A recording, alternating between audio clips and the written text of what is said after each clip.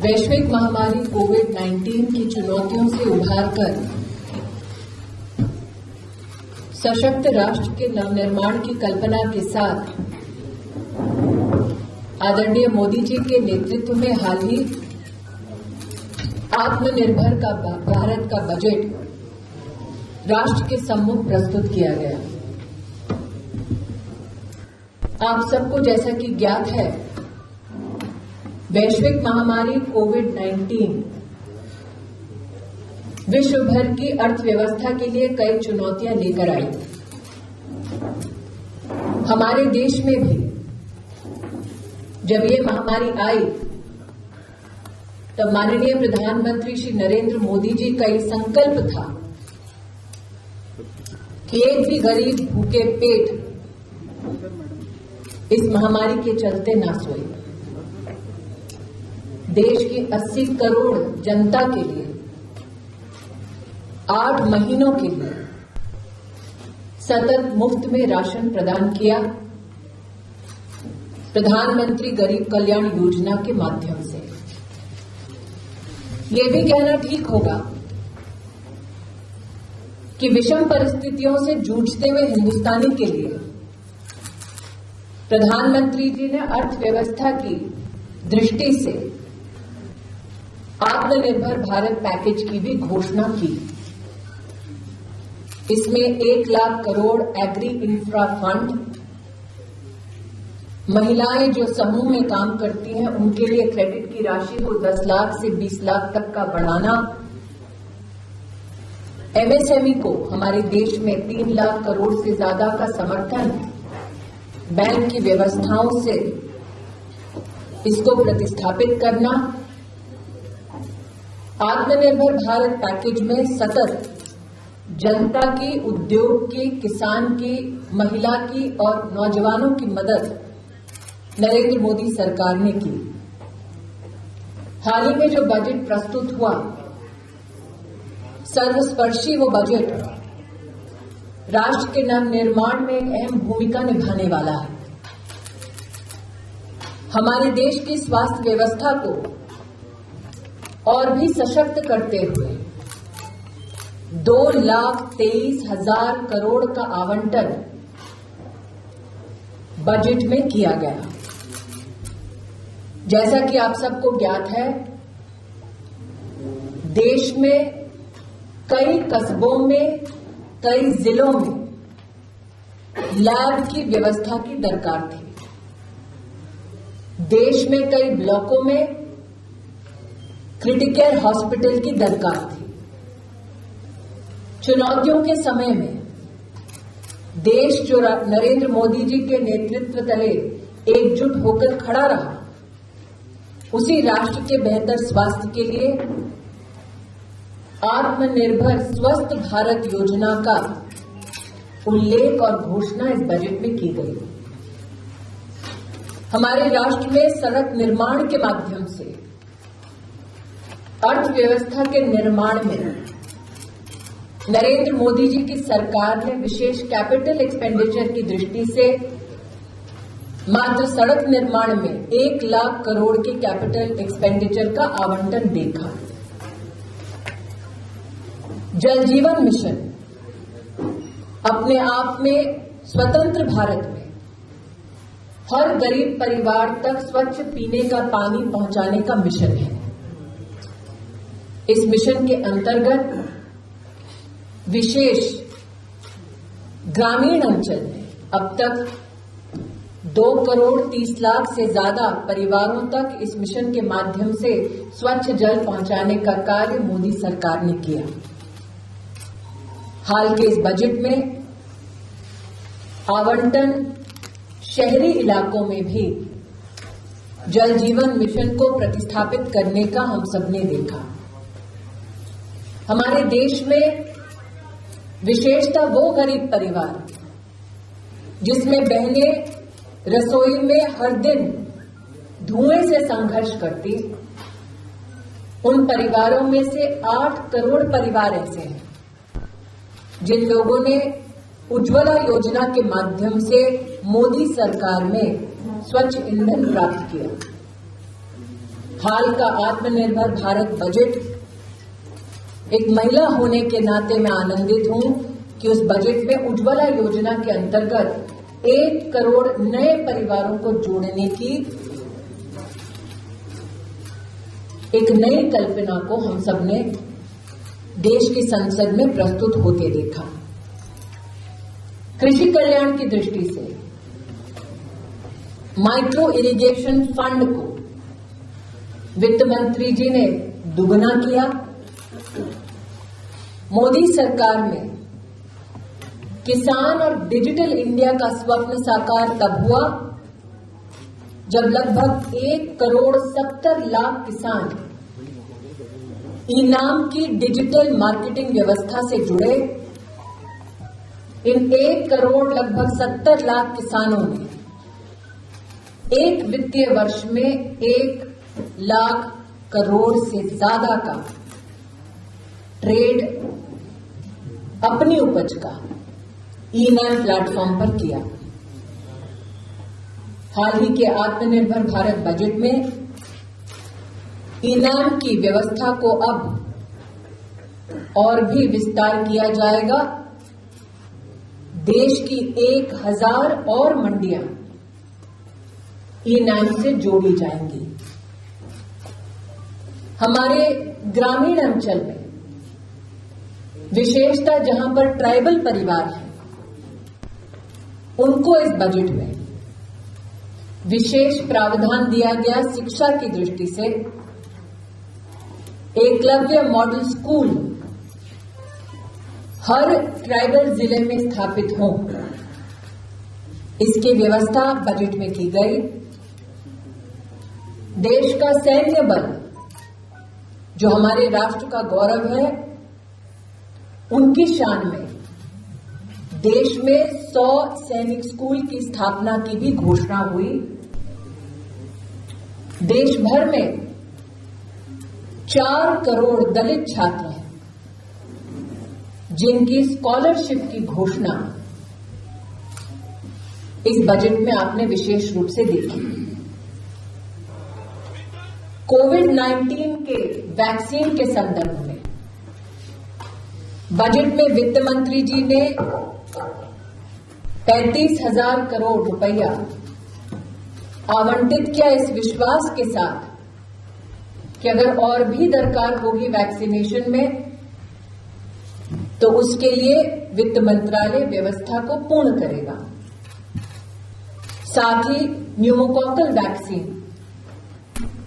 जिसके अभाव में हर वर्ष देश में 50,000 बच्चों की मृत्यु होती है, उस वैक्सीन को अब आत्मनिर्भर भारत का बजट हर प्रदेश तक पहुंचाएगा, जिसके चलते सालाना लगभग 50,000 बच्चों की जानें हमारा राष्ट्र बचा पाएगा।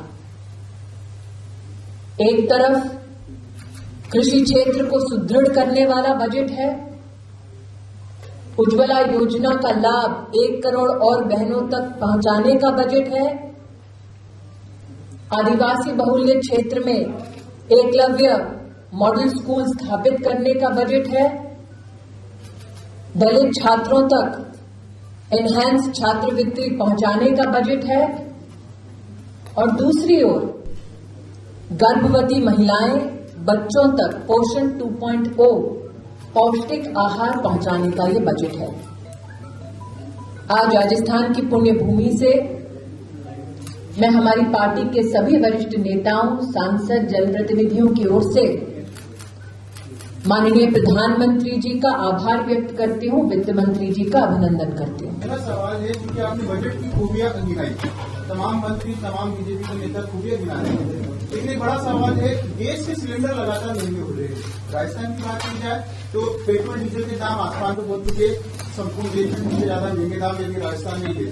वेट 2% कम तो करी, लेकिन अब गहलोत सरकार, केंद्र सरकार को ये कहती है कि कुछ टैक्स वो भी कम करे, क्या चीज है? मैं इतना ही कहना चाहूंगी कि जिस प्रकार से खाद्य व्यवस्था को गरीब की दृष्टि से सुदृढ़ किया गया है, उससे गहलोत सरकार भी अपने आप को जुटला नहीं पाएगी। भारत सरकार एक तरफ पेट्रोल के दामों पर नियंत्रण पाने का पूर्ण प्रयास कर रही है, उसी दूसरी ओर गहलोत सरकार के पास भी इतना आवंटन है कि अगर वो चाहें तो कर कम करके राजस्थान की जनता का बोझ कम कर सकते हैं। अब ये गहलोत जी पर निर्भर है कि वो अपने प्रदेश की जनता का कितना सहारा बनना चाहते हैं अथवा कितना बोझ बढ़ाना चाहते हैं। गैस सिलेंडर का सवाल है जी, ये दोनों ही एनर्जी, चाहे वो पेट्रोल और डीजल के दाम हो अथवा एलपीजी के दाम हो। मैंने दोबारा कहा, हमारे देश में प्रधानमंत्री जी को पहली बार जब आप सबने सेवा का मौका दिया था, तब प्रधानमंत्री जी ने स्वयं राष्ट्र के उन नागरिकों से आह्वान किया था जो सब्सिडी प्राप्त कर रहे थे किंतु जो सब्सिडी छोड़ने में सक्षम थे। ऐसे 1 करोड़ से ज्यादा नागरिकों ने अपनी सब्सिडी छोड़ी। तत्पश्चात ही 8 करोड़ गरीब महिलाओं के घर में पहली बार गैस का सिलेंडर मुफ्त में पहुंचा। ये भी कहना चाहूंगी कि कोविड महामारी के वक्त भी हमारी बहनों को 14 करोड़ कनेक्शंस मुफ्त में हमने इसलिए दिए ताकि महामारी के वक्त गरीब परिवार इस विषम परिस्थिति में जूझने के लिए और सशक्त हो पाएं। ये सभी इसलिए संभव हो पा रहा है क्योंकि चाहे देश भर के साथ साथ विश्व का जो अर्थव्यवस्था का हमारा आज का एक मंजर हमने देखा है कोविड-19 के बाद, इन विषम परिस्थितियों में भी राष्ट्र ने देश की गरीब की चिंताओं को समझते हुए मोदी जी का समर्थन किया है। जी, मेरा भी इसी से जुड़ा हुआ सवाल है कि आपने कहा कि उज्ज्वला योजना के तहत हमने सिलेंडर दिए, परंतु सब्सिडी खत्म कर दी। इस वजह से जिन्होंने एक बार कनेक्शन तो ले लिया पर वापस कई सिलेंडर भरवाए नहीं, वापस महिलाओं ने वापस वही ईंधन से खाना बनाया जा रहा है गाँव में। ये अभी पिछले दिनों जो आंकड़े आए उनमें ये साबित हो रहा है। सबसे बड़ी चुनौती होती है ईंधन का प्राप्त होना, कनेक्शन का प्राप्त होना, और उसी चुनौती को पार करने का प्रयास नरेंद्र मोदी सरकार ने किया। मैं आभारी हूं कि आपने इस बात को स्वीकार किया है कि 8 करोड़ कनेक्शन देश भर में प्राप्त हुए। मैं आभारी हूं कि आपने इस बात को कहीं न कहीं प्रतिस्थापित भी किया कि 14 करोड़ गरीब परिवारों तक कनेक्शंस भी पहुंचे। इसमें यह भी जोड़ना चाहूंगी कि देश भर में लगभग 22 करोड़ गरीब महिलाएं ऐसी जिनके जनधन के खाते में भारत सरकार ने 30,000 करोड़ रुपया सीधा पहुंचाया ताकि वो कोविड महामारी से जूझ सके। ये इसलिए किया गया ताकि एक तरफ राशन मुफ्त में 8 महीने दिया गया, दूसरी ओर महिलाओं के खाते में इस पैसे को इसलिए दिया गया ताकि अगर वो अतिरिक्त खर्चा करना चाहें तो भारत सरकार ने इस राशि को उनके बैंक के खाते तक पहुंचाया है। किसानों की देरी करने वाले राजस्थान के अनुमान तो आपका क्या कहना है? किसानों को कांग्रेस 10 दिन गिनवा कर गए थे राहुल जी कि 10 दिन में वो कर्जा माफ करेंगे, तो 10 दिन कब पूरे होंगे? राजस्थान के किसान उसका इंतजार कर रहे हैं। दूसरा, कल ही आपने तोमर जी के भाषण को अगर सुना तो विशेषतः जहां पर कांग्रेस की पंजाब की सरकार है, उन्होंने अपने कॉन्ट्रैक्ट फार्मिंग के कानून में किसान के लिए 5 साल की सजा की वहां पर घोषणा की है उस कानून में। तो मैं राहुल जी से पूछना चाहूंगी भाजपा के कार्यकर्ता के नाते कि उनकी पंजाब की सरकार ने किसान को दंडित करने के लिए 5 साल का जब प्रावधान किया तो राहुल गांधी ने उसका विरोध क्यों नहीं किया? क्यों वो पीठ थपथपाने के लिए कुर्सी ट्रैक्टर पर चढ़ाकर पंजाब के मुख्यमंत्री के साथ सवार थे पंजाब में? मैम सागर चौधरी, मनोदर बुलेटिन।